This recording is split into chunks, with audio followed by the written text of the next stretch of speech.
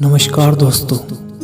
आज भी दुनिया में, अपराध की दुनिया में एक व्यक्ति ऐसा है जो द सरपेंट और बिकनी किलर जैसे नामों से बदनाम है। यानी कि द सरपेंट दरअसल वो एक कॉनमैन था, एक ठग जो ठग विद्या की हर एक कला में पारंगत था। वह अपने शिकार पर सांप की तरह कुंडली मारता था और लच्छेदार बातों के जाल में मकड़ी की तरह फंसा लेता था। कई भाषाओं का जानकार था, इससे उसे शिकार को फंसाने में मदद मिलती थी। महिलाएं, खासकर विदेशी महिलाएं उसे बहुत ज्यादा पसंद आती थी। वे आसानी से उसे फंसा लेता था। उसका आसान शिकार सबसे ज्यादा विदेशी महिलाएं ही बनती थी। कहते हैं वह जिस भी महिला को फंसाने की ठान लेता था उसे अपना दीवाना बना लेता था। इस मामले में उसे कभी भी नाकामी हाथ नहीं लगी। लोग उसकी सम्मोहक शख्सियत का शिकार बन जाते। वह उन्हें आराम से जहर देकर उनका कीमती सामान लेकर फरार हो जाता। जी हाँ दोस्तों, आज हम बात कर रहे हैं दुनिया के अपराध जगत में सबसे बड़े नाम चार्ल्स शोबराज के बारे में। बिकनी किलर रेशमी साजिश के धागों से शिकार को मौत की नींद सुला देने वाला शायद सबसे दुर्दांत सीरियल किलर कहा जाता था। उसने 70 और 80 के दशक में 12 से लेकर 24 हत्याएं की, लेकिन सच में उसने कितने लोगों को मारा, यह राज आज भी शोबराज के दिल में ही दफन है। हिंदुस्तानी पिता और वियतनामी माँ का बेटा जिसे उसके पिता ने बचपन में ही छोड़ दिया था, इसका बदला उसने जमाने से लिया। कहते हैं कि वह पिता से इतनी नफरत करता था कि उन्हें बदनाम करने के लिए उसने ही जुर्म का रास्ता अख्तियार कर लिया। मासूम लोगों को, खासकर महिलाओं की निशाना बनाने वाला दुनिया का सबसे चर्चित सीरियल किलर बन गया। 1971 में रोड्स पुलिस स्टेशन की ऊपरी मंजिल से कूदकर भाग निकला। उसी साल तब के बम्बई में उसने अपेंडिसाइटिस के दर्द का बहाना बनाया और जेल से भाग निकला।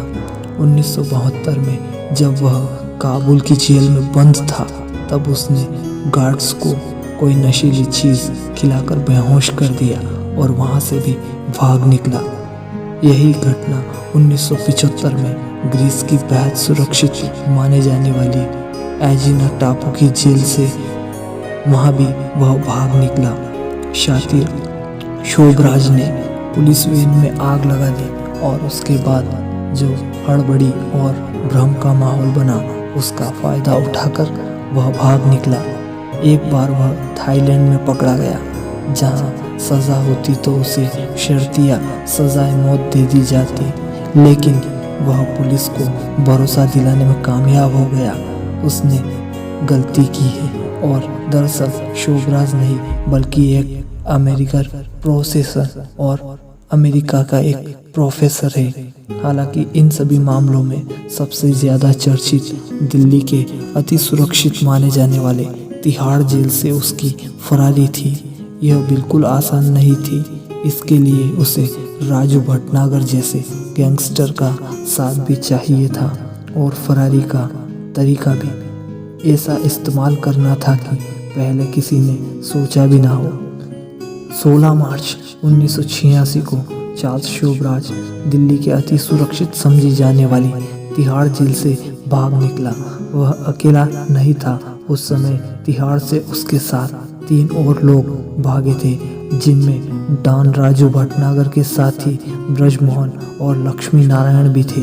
शातिर चार्ल्स ने अपनी फरारी की योजना को इतनी चालाकी से अंजाम तक पहुंचाया कि तिहाड़ के gate number 3 Tamil Nadu special police के 2 संतरी पेट के बल पसरे दिखाई पड़ रहे थे।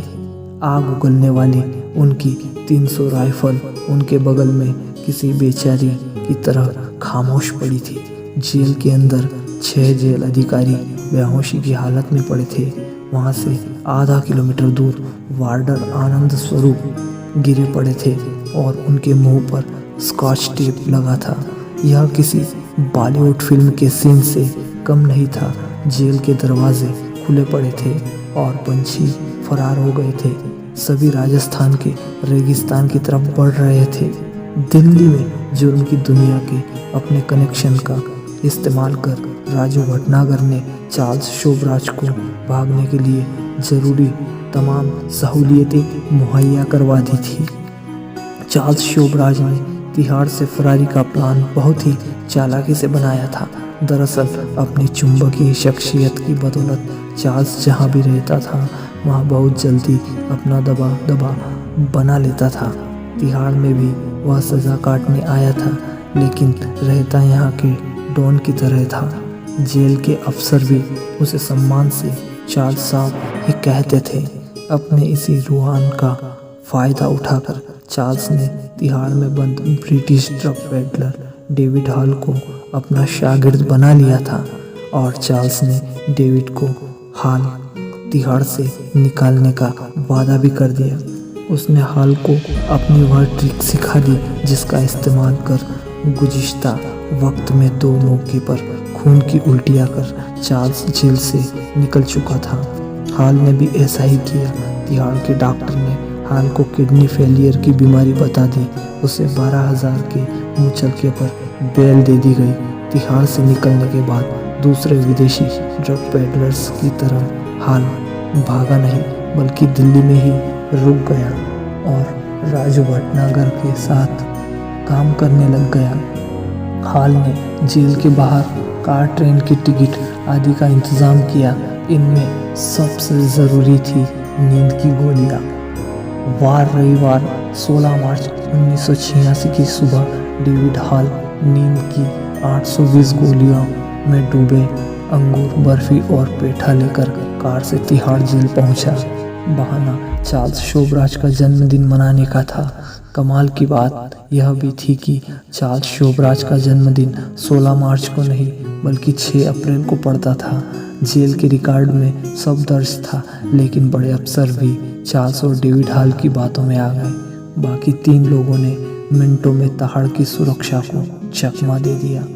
देश में ही नहीं पूरी दुनिया में चार्ल्स शोभराज की फरारी के चर्चे होने लगे। तिहाड़ की सुरक्षा, दिल्ली पुलिस सबकी भट्ट पिट गई। सबसे ताज्जुब की बात तो यह थी कि चार्ल्स शोभराज जेल से भागा ही इसीलिए था कि वापस जेल आ सके। फरारी के महज 2 हफ्ते बाद ही चार्ल्स और डेविड हॉल गोवा के एक शानदार रेस्टोरेंट से गिरफ्तार कर लिए गए। डेविड हॉल तब नहीं जानता था कि चार्ल्स खुद चाहता था कि वह गिरफ्तार हो जाए। दरअसल तिहाड़ में चार्ल्स शोभराज की सज़ा पूरी होने वाली थी। सज़ा खत्म होने के बाद यकीनन उसे थाईलैंड प्रत्यर्पित कर दिया जाता, जहां कत्ल के एक मामले में वह दोषी साबित हो चुका था। वहां उसे फांसी की सज़ा मिलनी तय थी। इसलिए शोभराज ने जानबूझकर तिहाड़ से फरारी की योजना बनाई थी ताकि एक नया आरोप लगे, एक नया मुकदमा चले और भारत की सुस्त न्याय प्रणाली की मेहरबानी से उसकी ज़िंदगी महफूज रहे। गोवा से गिरफ्तार होने के बाद शोभराज और डेविड हॉल को अगल बगल के सेल में ही रखा गया, लेकिन हॉल ने वर्षों तक उससे बात नहीं की क्योंकि उसे पता चल चुका था कि चार्ल्स ने उसका इस्तेमाल कर फेंक दिया था। चार्ल्स की फरारी में डेविड हॉल के साथ डॉन राजू भटनागर भी बराबर का मददगार बना था। चार्ल्स शोभराज की फरारी के चर्चे पूरी दुनिया में हुए, लेकिन हैरत अंगेज बात यह है कि उसकी फरारी से पहले राजू भटनागर भी तिहाड़ से फरार हो गया था, लेकिन उसकी चर्चा तक नहीं हुई। डॉन राजू भटनागर की फरारी के चर्चे इसलिए नहीं होते थे क्योंकि उसकी फरारी तिहाड़ प्रशासन ही नहीं, पुलिस और कानूनी प्रक्रिया सबके लिए शर्मनाक थी। लिहाजा इस मामले में सभी चुपचाप अपमान का घूंट पी गए। शोभराज को बहुत से लोगों को बेहोश करना पड़ा, लेकिन राजू भटनागर को सिर्फ अपने पैरों को तकलीफ देनी पड़ी थी। वह अपने पैरों पर चलकर तिहाड़ से निकल गया बड़े आराम से। तो दोस्तों, आप सभी को कैसी लगी चार्ल्स गुरमुख शोभराज की अपराध की दुनिया की यह कहानी अगर आप सभी को यह रोचक जानकारी पसंद आई हो तो हमारे चैनल को सब्सक्राइब करें, लाइक करें, शेयर करें और कमेंट करें। धन्यवाद।